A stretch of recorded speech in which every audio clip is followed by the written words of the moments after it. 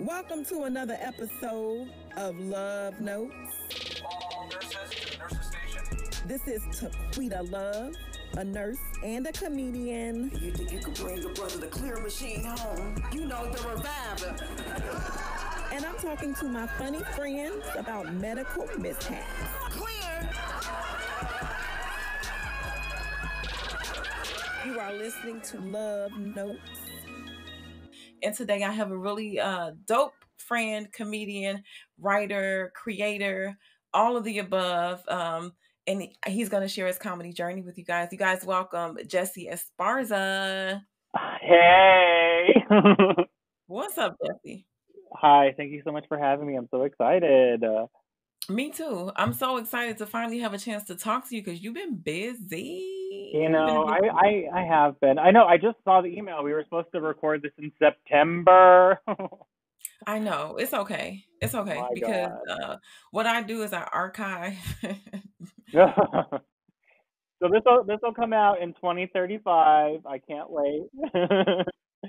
I always like to start my podcast with just like a little bit of how we know each other, because one thing I love about my show and the podcast is that I actually get to talk to people that I have some type of relationship with, which is dope because like I know stand-up comedians, I know writers, improvisers, creators, and like the list just goes on and on and on. Me and you, from what I recall, we met at UCB at a sketch writing class. Yes.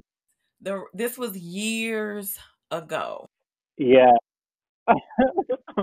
I don't know, 6, 7, This 8? this was probably 2013, 2014. Yes. Maybe, because it was before I got on a mod team, so it was probably 2014. Yes. It was probably 2013, Taquita, because that's before I wrote Tanya Harding.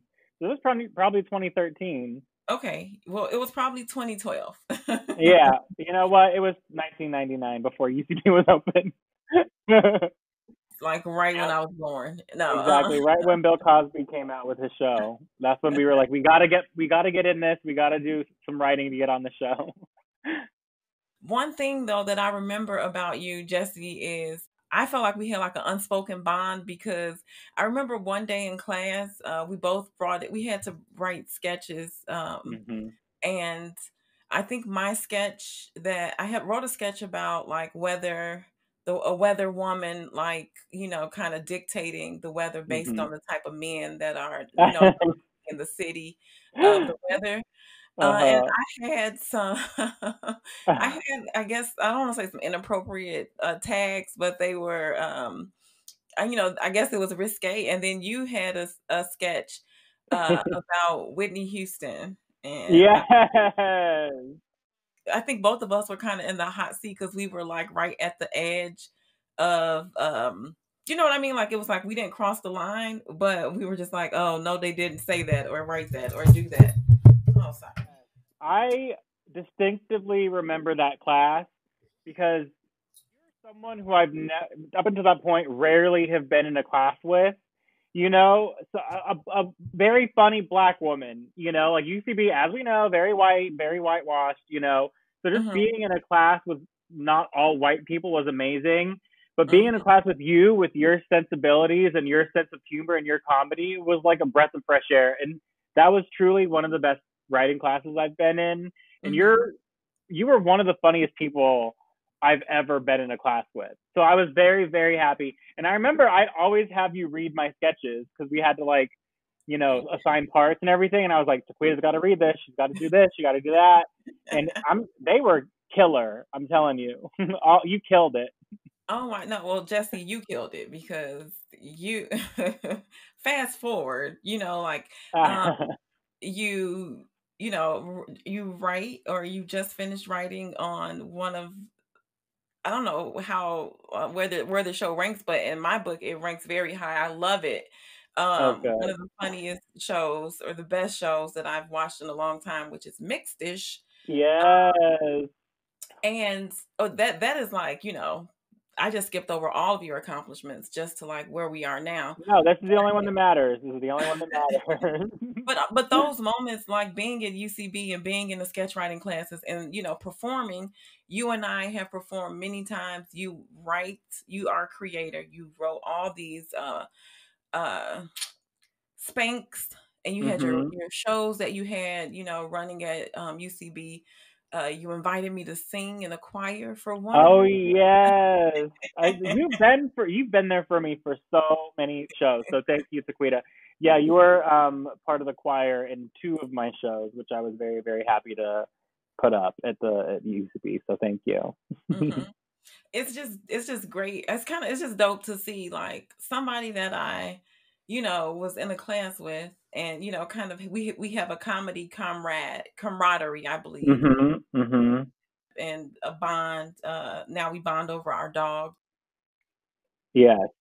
And no, I just think it's dope. I'm like, look, wow, like look at like it really does take forever to be like an overnight success, right? Because it's just like hmm seeing your name on the credits.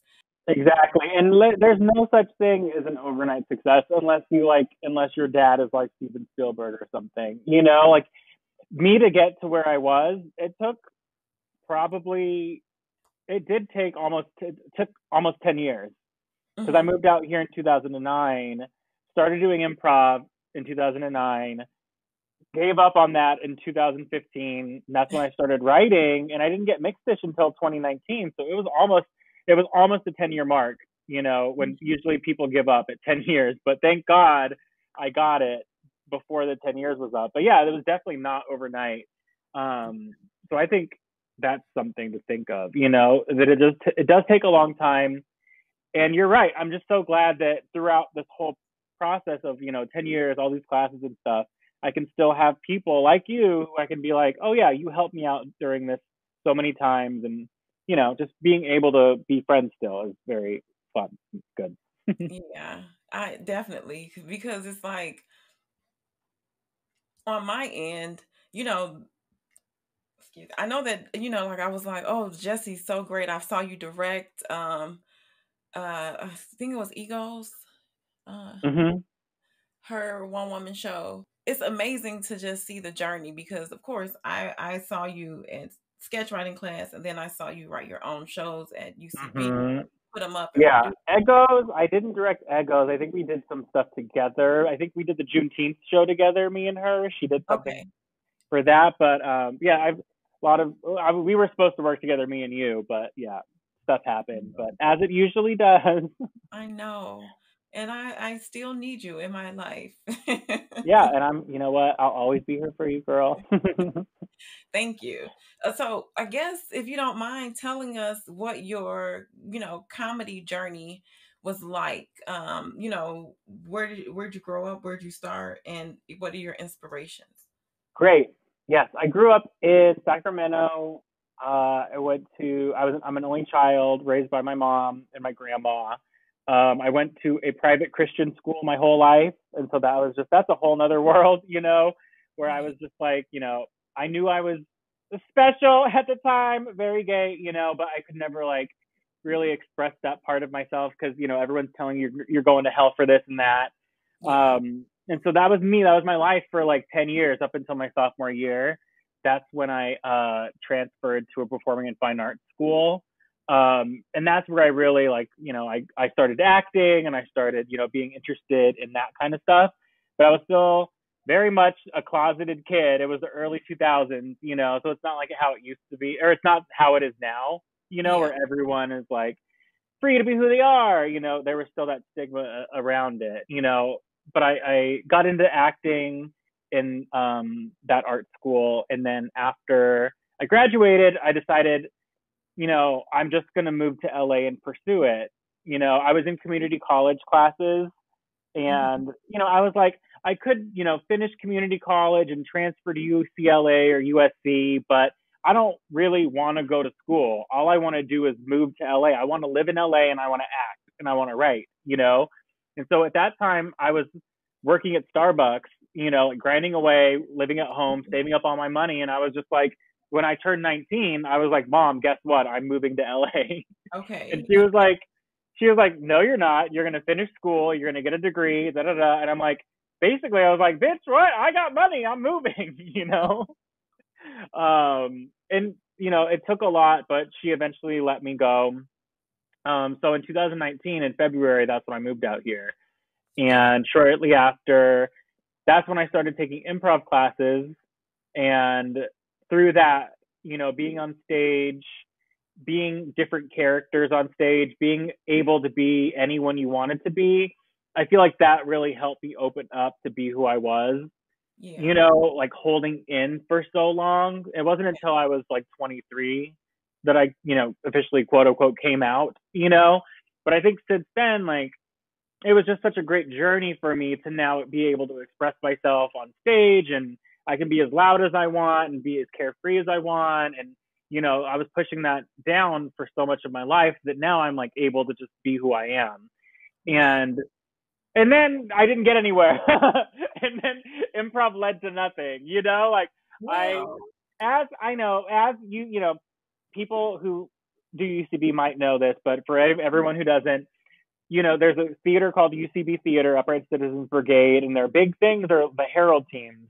Those are like just improv teams that get to perform every Monday. And I tried out 6 years in a row, never got on, was getting callbacks here and there every year. And there came a time where I was just like, I'm not going to get anywhere if I continue to just do improv. So that is when I started branching out and being like, you know what? I need to write my own stuff, and I need to just be a writer. Try that out, you know, because UCB also had writing classes. And that's when I did 101.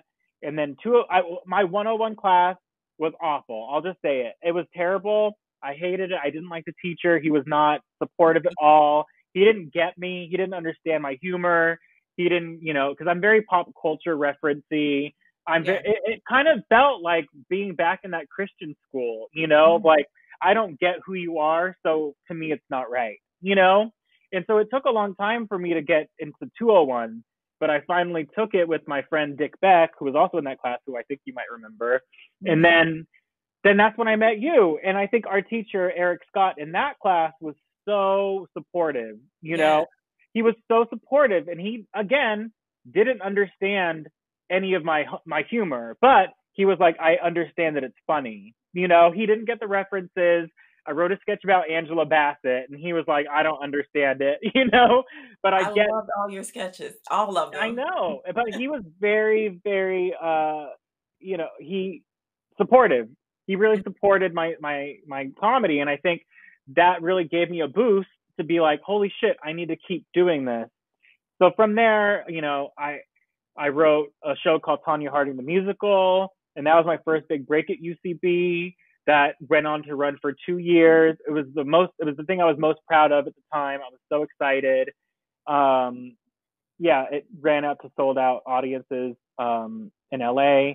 And then after that, I got asked to do the CBS Diversity Showcase and to be a writer on that. And so that was really big for me then, because it's not, this whole time I had just been doing UCB for 5 years. And this was the first like other thing coming to me being like, do you want to write for this? So that was huge. And it was like a big network at the time. It still is. And so that was very exciting. So I kind of dedicated my life to that for a summer. I got a sketch in the showcase. So that led to more things. That led to me getting an agent, a literary agent, which was so exciting. And it was me grinding. I really worked so hard for that. And so to have it pay off, I was very excited. So after the CBS showcase, I really sharpened my sketch writing skills. And that's when I got on a UCB mod team, which is their version of sketch teams. And I was a writer for a sketch team for 5 years, I think. And then through that, then I was just like, you know what? Improv has been fun. I dedicated a long part of my life to that. But now I'm just going to be a writer behind the scenes and just create, because that to me is a better avenue to actually getting paid. I kind of gave up on acting at that point and kind of dedicated myself to writing, because that's where I was really, you know, people were like, oh, we want this. We want to see things from you that you write, not that you act, you know? So I was like, that's fine. And I started writing my own pilots and my own scripts and my own screenplays. And that's what got me to be in a writer's program called the NHMC program, the National Hispanic Media Coalition. It's a mouthful. I did their writing program for a year, and then the next year I got to be in the Disney Writers program, which was huge. Yes. Because Oh if my you're in LA, you know the big ones are the NBC Writers program, the WB, I guess the Nickelodeon, and also the Disney program, because those are the ones that pays. And so I Yes. got in the Disney program, which was so huge. It was a huge accomplishment for me. And then from there, I got staffed on Mixed-ish my first season in 2019. And then last year in 2020, they asked me back. And so is this interesting to anyone? Yes. So my whole, I came into improv, gave up on improv a little bit, started doing writing, really fell in love with that, and that's where I really took off. And that's what led me to being a paid TV writer. Yes. But oh my I'll God. just say, I'll let you talk. I'm sorry, but whatever, I'm the guest. But everything really led to this moment. Looking back on it, when I got my first script written at Mixed-ish, I looked back and I was like, everything, truly everything led up to this. Being on a mod team, being on improv teams, doing the CBS showcase, doing the NHT. I learned little things from every single thing leading up to get me here and to really help me excel at what I'm doing, So I'd rather have that than be an quote unquote overnight success, because overnight successes, they don't have the past 10 years to look back on and pull from, So I feel like everything that's happened to me since moving out here has led to this, and I'm just very grateful and excited. Everything that you're saying is so true. It's just like you don't realize that, for even just in business, because you network, you meet people, you don't realize that, like this person I'm sitting next to in this sketch writing class is going to need an actress for a sketch that he that wrote at UCB, and, and will continue to call me in and continue to continue to work with me.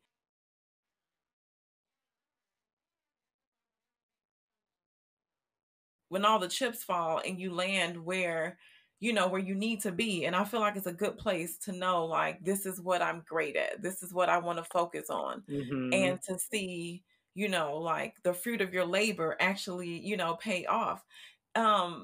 It's crazy, like, and it's not crazy in a bad way, in a great way. It's kind of like you have those moments where it's like, oh, why am I doing this? Because with me, with stand up, I kind of got weeded out, like how you felt, like, like you're like, forget improv. Like with me, with stand up, I started doing improv at Second City. I did their sketch writing program, their conservatory. And it was literally, I was a travel nurse, and it was like, I don't know anybody. I was an introvert. And I just was like, okay, I'll try improv because I didn't have any friends. And I did that program, and then I went to UCB and did their program with improv and sketch writing. And it was actually at a show, where we learned, the Herald, and there's a component of monologues to get our suggestions. And that is the moment when I realized that the stories that I have are funny. Because nobody was like, "Ooh, you killed that character." Nobody was like, "Your acting was on point."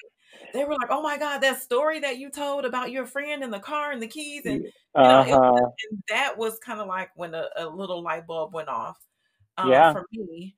And then I had my best friend at the time, her boyfriend was a stand-up comedian, and she would always say, "Well, you need to try stand-up." Yeah, and I was like, I never would have, imagined, being on stage doing stand-up. And that literally, like, you kind of figure out where you fit after trying and doing things. But I feel like it was all necessary. Like, exactly, taught me how to stay in the room on stage. Sketch writing taught me how to write jokes, how to heighten, how to punch up. And they're all connected. I feel like in writing, I started writing my own pilots and those types of things. And yeah, it's all necessary. Yeah, it's all great. Like, when I first moved out here, I would have never, ever thought I'd be a writer, because I was like, I'm going to be a famous actor. I'm going to be Taylor Lautner. That's when he was big. I'm like, I'm going to be a huge, movie star. And then I was like, I'm going to be a huge improv star, which is not a thing.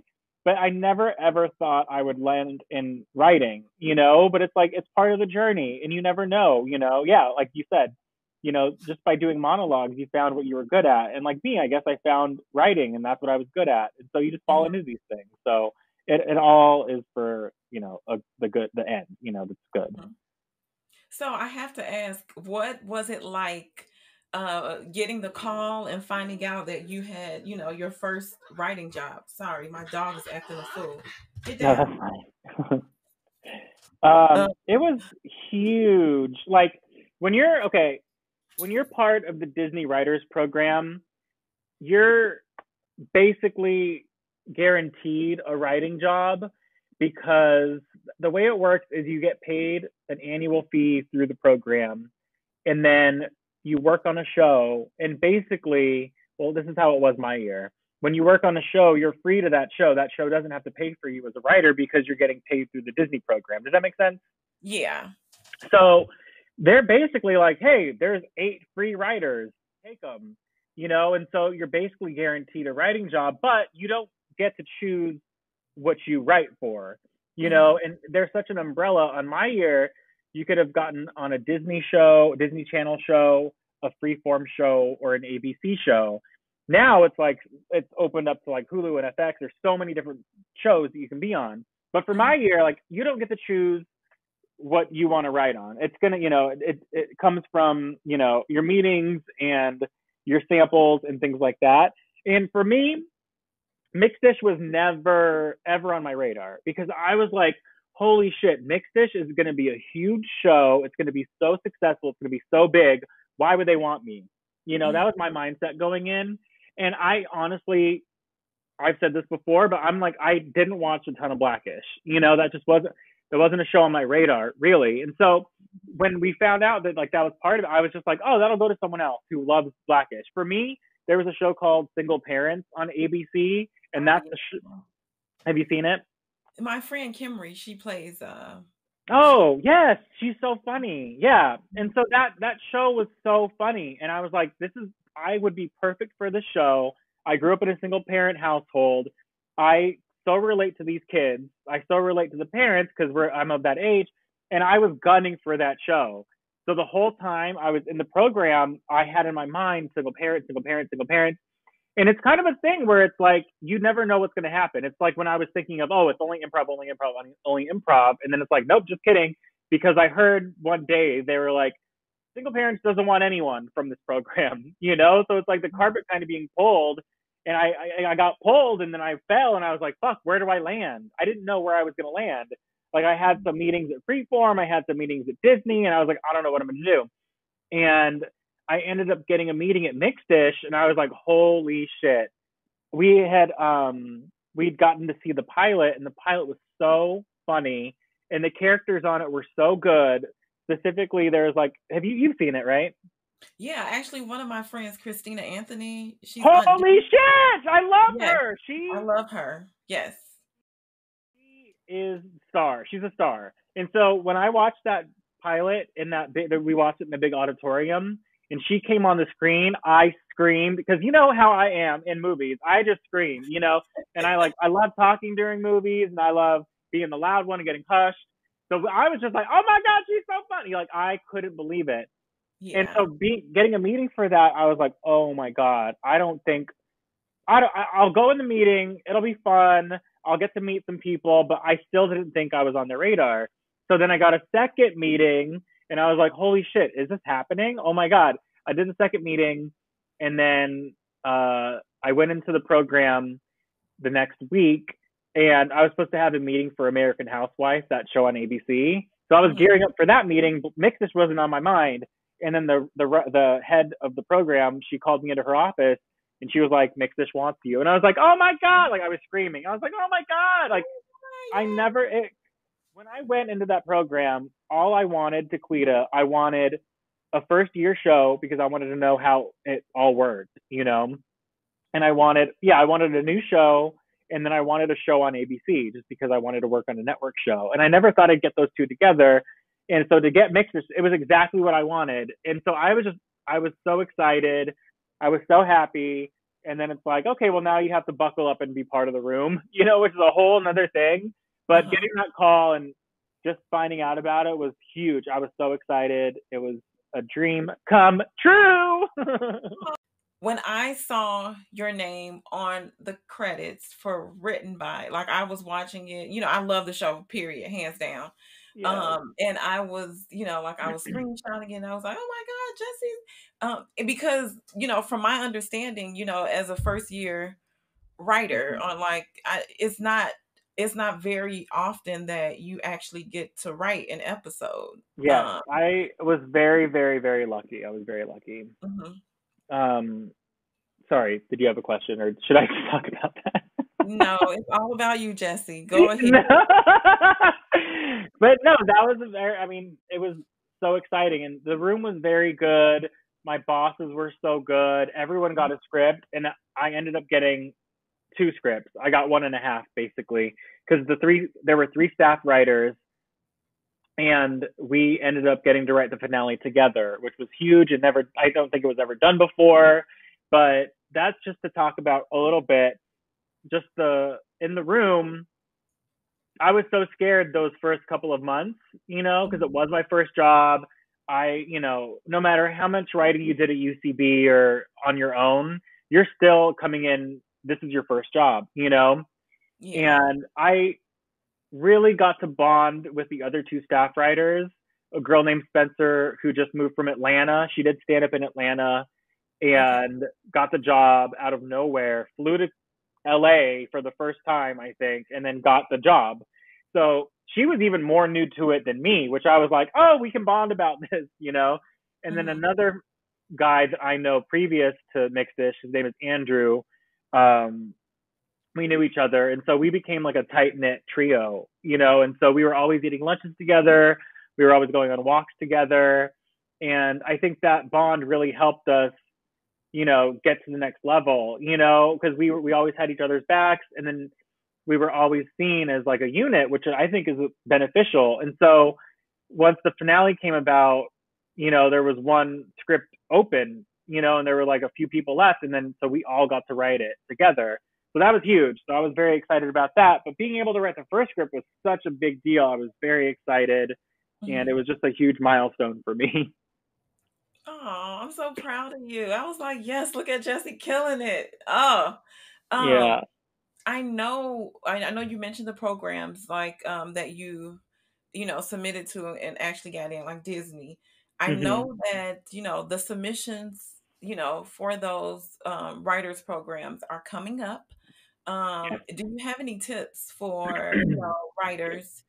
Well, first off, I know you as a person, you know, like I know that personality does make a difference in everything in life. Like everything you do is like if you're likable, that's just another like bonus. That's a cherry on top.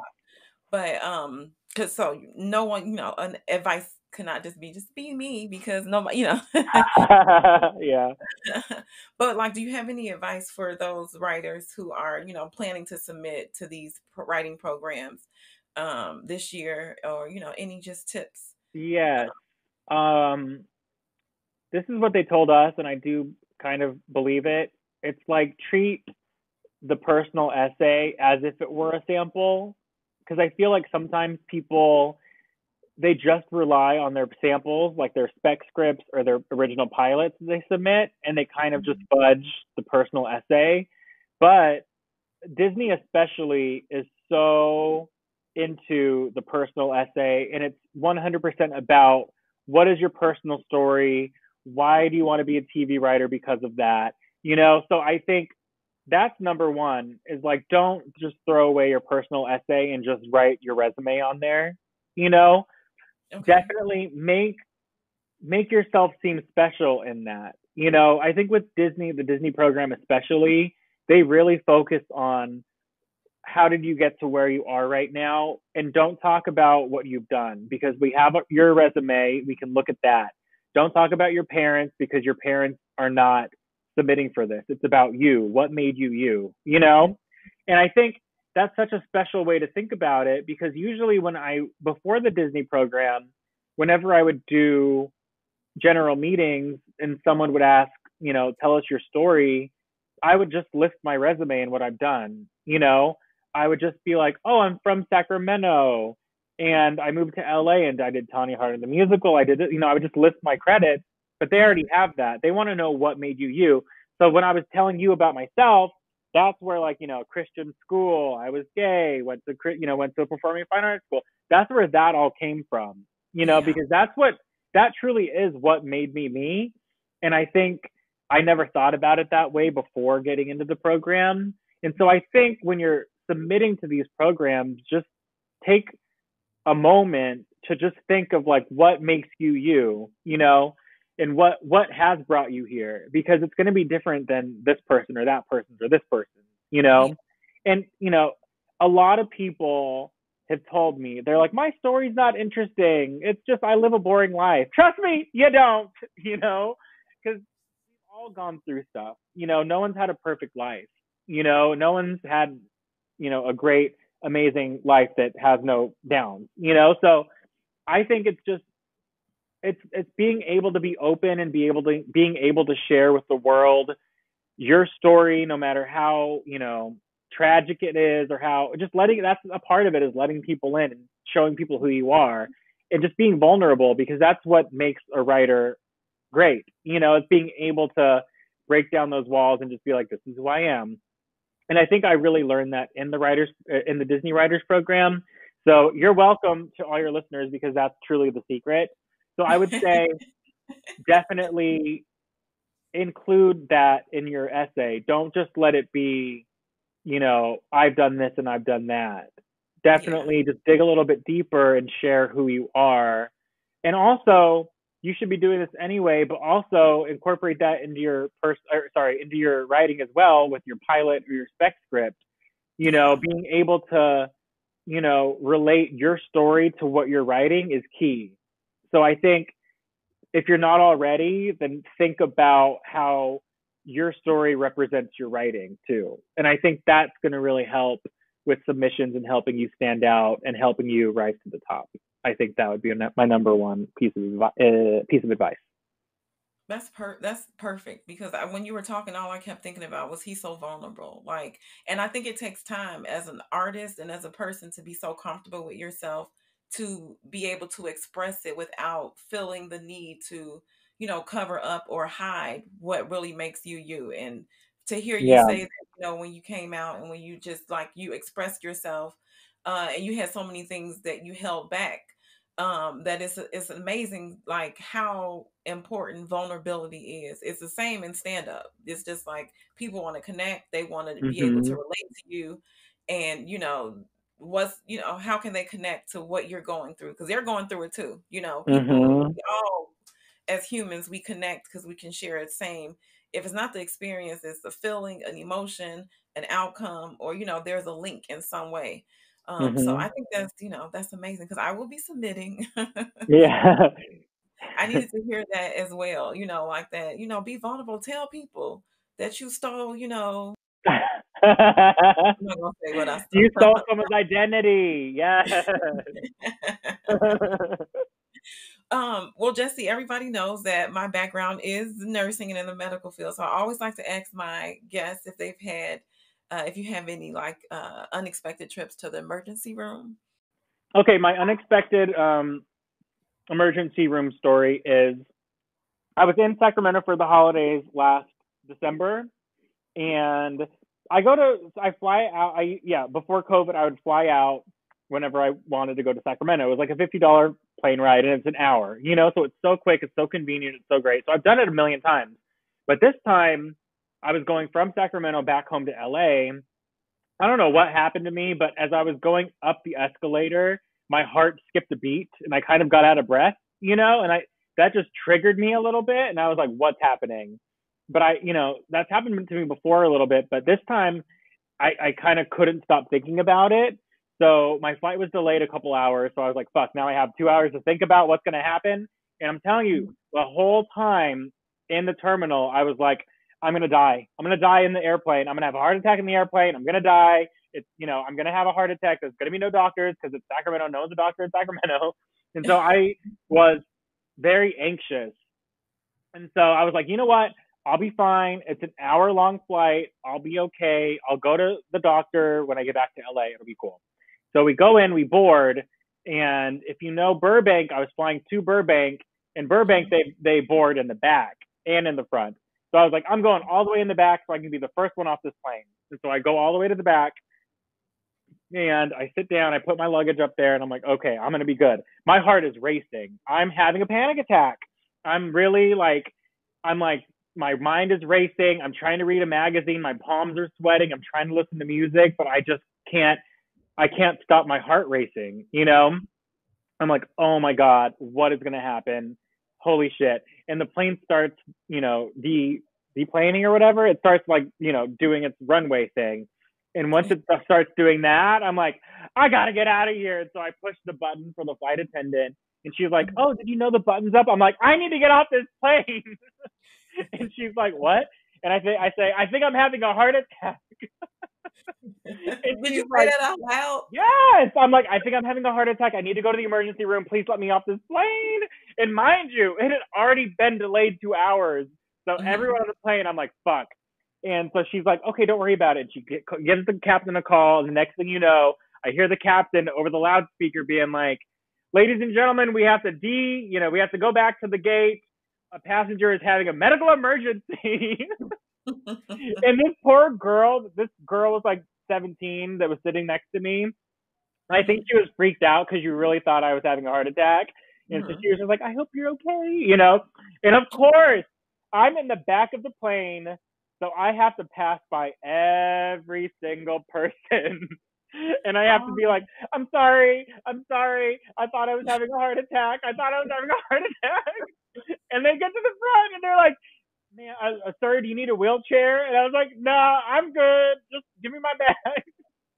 It was so traumatic. It was crazy. And so I think I might be remembering this wrong, but I think I was wearing a fur coat. So it's just the dramatics of it all. Knowing your personality, I know it was big. It was I with my fur coat. Sir, do you need a wheelchair? Oh my God, I'm sorry. I'm picturing these people being like, who the fuck? Why is he? You know, it was wild. Anyway, so I call my mom and I'm like, Mom, I have to go to the emergency room. I think I'm having a panic attack. And so she comes, picks me up. We go to urgent care. Sorry, spoiler alert, was an emergency room. But we go to urgent care. They do what is the thing when they check your heart? What is it called? Where they do an EKG. And the doctor is just like, you're fine. And I'm like, okay. And I think so that's when I started having realizing that I was having anxiety attacks. I don't know what, I to this day don't know what happened.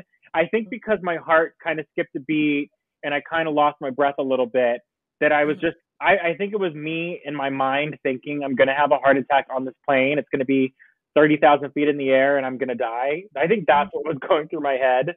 But the doctor was like, just don't drink coffee for a day or two. You'll be fine. I got a flight out that night and just was back in LA by like midnight. So I was good by then. But yeah, it was a crazy experience. And this was December. So this was like right before COVID. So this is when people were wearing the masks. Everyone was coughing. I was nervous. But that urgent care took like 3 hours. I was like, what the fuck? I feel so bad for people who actually have like emergencies. But yeah, they okayed me to fly and I was fine. Oh, well, you want to know something crazy? Is that I have anxiety attacks too. And so, and I had one where I actually like called my doctor and was like, I need some medication for anxiety because this was during COVID. I had to go to get labs drawn, and this is like the first time I went to like the lab place, and this was like me entering the world like months after everybody was like shut down and staying inside. And I was already scared. I'm like, COVID out there, I'm gonna get it. Yeah.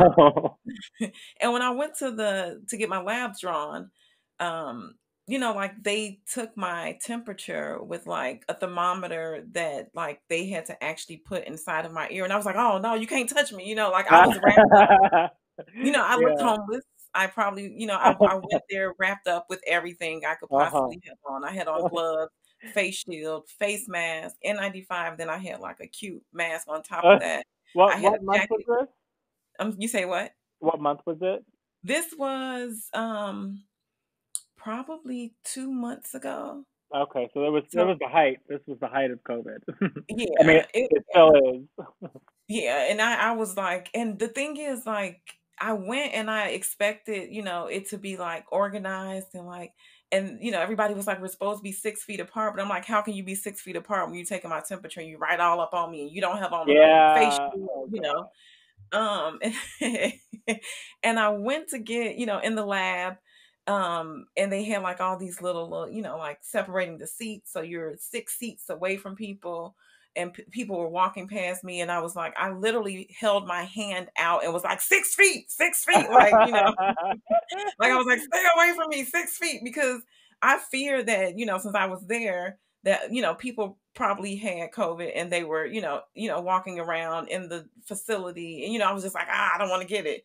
And the girl, when they finally got my labs drawn, um, she didn't wash her hands. And, I didn't see Mm. her wash her hands. So I was like, can you wash your hands, please? I said it like, like kind of, like low, and Yeah. but, Yeah. inside, like, my heart was racing, and I was like, "Oh my gosh, she didn't wash her hands. I should say something. I know I should say something. I got the right to say something." Oh my God. And she grabbed, like, she just put on a pair of gloves. I was like, "No, can you wash your hands?" Oh. So loud, like, you could hear a pin drop. Oh. I already looked homeless, right? They were like, "This girl is crazy," and she did wash her hands, but I was so on edge. The other thing is I had to wait like 40 minutes, like, and to get my labs drawn. And at that time, like, I left the facility, sat in my car because I didn't want to be in the air with all the, the Yeah. air there. And then when I came back, they tried to take my temperature again with that. I was like, don't touch me. You got my temperature already. Here go my stick. It was Oh just my crazy, but God. literally in the car, I felt like, I was having a panic attack. Like, I couldn't drive, I was shaking, Oh God. and it was just like, I think it was self-induced for me, but it was like, Yeah. I've been in the house all this time. I don't know how to socially interact because I haven't been. Yeah. I think this year has fucked everyone up when it comes to anxiety because I had it kind of, but it really amped up during COVID. Because, like you Mhm. said, we're in our homes that, we're supposed to be, but we're in our homes all this time. Of course, you're going to get, like, in your head a little bit. Yeah, And I think definitely that happened to me. I think a lot of people are getting anxiety during this time, as they should be. I mean, the world is crazy. it is. Yeah. So I was like, I don't ever want to go back. But I kind of calmed down. I did. I came and I took something. Think it was like Ativan or something. I got the same thing. I went to my doctor and he wanted to put me on antidepressants at first, and I was like, "Sir, I've never done this before. I don't want to get on medication right now. I will if it has to come to that, but I don't want to do Mhm. that yet." And he was like, Yeah. "Okay, we'll do Ativan." And I was like, make it a double." Did it help you? Because it helped me a lot. Yeah, I think it was just because I've only taken it once, but I think it's Mhm. just being able to have it and to know that if I need it, it's there. That helped me Yeah. more than anything. And Yeah. so it has helped a lot just having it. So I'm like all for it. Yeah. So thank you for sharing that. You got any home remedies that you take? Like any, some people take like sea moss or all these vitamins and stuff. Do you have anything to keep you healthy? When I get sick, I usually do Vicks vapor rub. I am Mexican, thank you. But yeah, I usually do Vicks vapor rub on, you're supposed to put it on your chest, on the bottom of your feet, and then put socks on. That's a little home remedy. And there's an episode of some show, I think it's South Park, and I just picked it up from there where you're supposed to drink like 7 Up, chicken soup, and orange juice, and that's supposed to cure you. So whenever I get sick, I always have 7 Up, chicken soup, and orange juice on hand. But other than that, I just let it. Oh my God, let me tell you, when I get sick with like the flu or a cold or something, I'm not saying that it's the best time, but I just take NyQuil 24/7. I take NyQuil, I pass out, I wake up, I take more NyQuil, I pass out. So I kind of just like sweat it out and kind of black out for 3 days, and then I'm fine by day 3. So that's how I usually deal with being sick. It's just constantly taking NyQuil and falling asleep, and maybe binge watching a show and then falling asleep and never leaving my bed. So if sickness tries to come and get me, I got you. NyQuil. That's literally like alcohol, right? Is it? Well, Jesse, thank you so much for taking the time to chop it up with me on my podcast. I'm so happy we got a chance to connect. I'm so excited for you. What's next for you? Anything exciting coming up? Unemployment checks, sweetie. Hey. My season just wrapped in December. It's Mixed-ish starts, I believe, the last Tuesday in January. So be on the lookout for that. Watch it on ABC or Hulu. And I'm just writing my own stuff, searching for my next job. But definitely check out Mixed-ish when it comes out. Yay! And where could people find you? I'm on Instagram at Jesse_is_awesome, and Jesse is spelled Jesse. And I'm on Twitter. I don't really tweet too often, but I'm Jesse Don't Think on Twitter. Okay. Oh, thank you. So you guys go follow Jesse. Also watch Mixed-ish. I love the show, and I will be putting all the information in the description of the episode. Thank you so much. This has been another episode, and we'll see you guys next time.